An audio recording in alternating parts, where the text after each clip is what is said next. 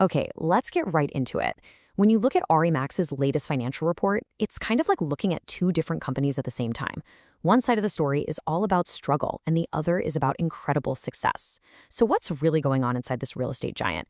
We're going to break down the numbers and the strategy to figure it out. Now, here is the big, bold claim from the top. The CEO, Eric Carlson, is essentially saying, hey, don't worry about some of these tough numbers. Our grand plan is working. So, you know what? Let's put that statement to the test. And here's the head scratcher right up front. On one hand, their revenue for the fourth quarter was down. Not great. But then you look at the entire year, and their net income was actually up by over $1 million. So wait a minute. How can you be making less money but earning more profit? That's the central puzzle we need to solve. All right, here's our game plan for getting to the bottom of this. We'll start with that conflicting report card. Then we're going to zoom in on the pressure they're facing right here at home. After that, we'll shift gears and look at the global engine that's really driving their growth. We'll unpack the strategy behind all these changes, and then finally, we'll weigh all the evidence and see what it might mean for the year ahead.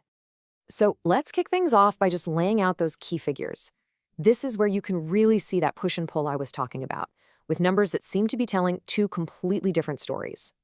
You know, the main takeaway here is that this isn't a simple thumbs up or thumbs down kind of story. What we're really watching is a narrative of a huge company at a crossroads, trying to steer this massive ship through some seriously choppy water, while also trying to rebuild parts of it at the very same time. Okay, to really understand the challenges, we have to look at their bread and butter, their biggest and oldest market, the US and Canada. And this is where the story gets pretty complicated. So just look at this. The numbers for Q4 really spell it out. Revenue is down almost 2%. Net income, oof, that took a big dive, from $5.8 million down to just $1.4 million compared to the year before. And adjusted EBITDA, a really key profit metric, that's down too. When the CEO talks about headwinds, this is exactly what he's talking about. And this right here is probably the heart of the problem on the home front. The company lost a net of over 3,000 agents in the US alone last year. I mean, for a business where the agents are the business model, a number like that is a huge red flag. It really tells you just how intense the competition is in the domestic market. But hold on, that's only one side of the coin. Because while North America is feeling the heat, Ari Max is a global beast. And the second you look beyond the US and Canada, well, the story completely flips on its head.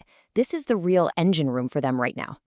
So, remember that agent loss we just mentioned? In total, across the US and Canada, the agent count dropped by 4.6% last year.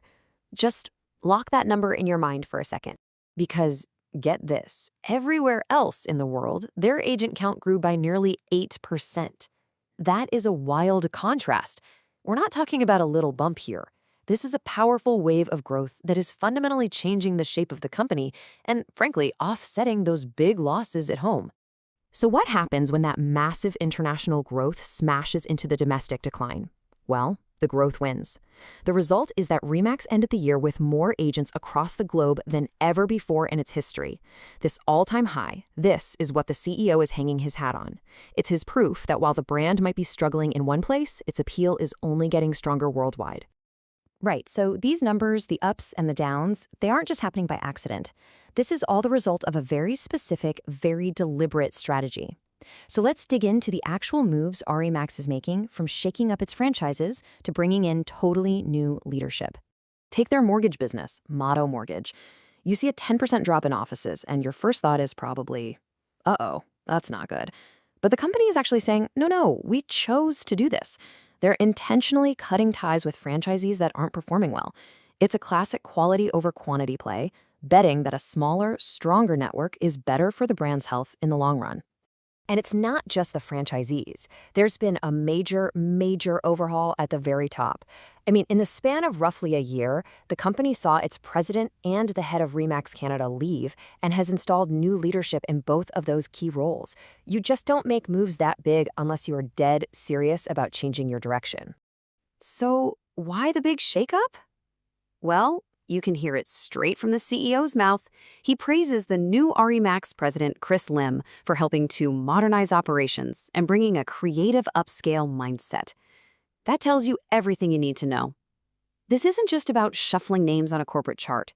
They are trying to change the entire DNA of the company. Okay, so we've looked at the good, the bad, and the strategic. We've seen the pressure at home, the explosive growth abroad, and the deliberate changes being made. So, what's the verdict? Let's step back and weigh all the evidence for and against the claim that this strategy is actually working. All right, let's break it all down. The case for success, it's pretty strong. You've got that incredible global agent growth, a record number of total agents, and they kept the lights on with a full-year profit. Plus, they've got new leadership focused on modernizing. But then, the case against is just as clear. That Q4 revenue dip, the free fall in U.S. agents, and lower quarterly income, those are all very serious concerns. Looking ahead, the CEO is basically betting that all the hard, painful changes they've made are going to pay off big time. The idea is that they're now perfectly positioned to just take off once the housing market gets better for everyone. It's a bet on the future. And that really leaves us with the one big question for the future. RE/MAX is making a huge trade-off here. They're sacrificing short-term stability in their home market for what they hope is long-term global growth and a stronger, leaner company. Will that massive debt pay off? Is that global growth powerful enough to carry them through the challenges at home?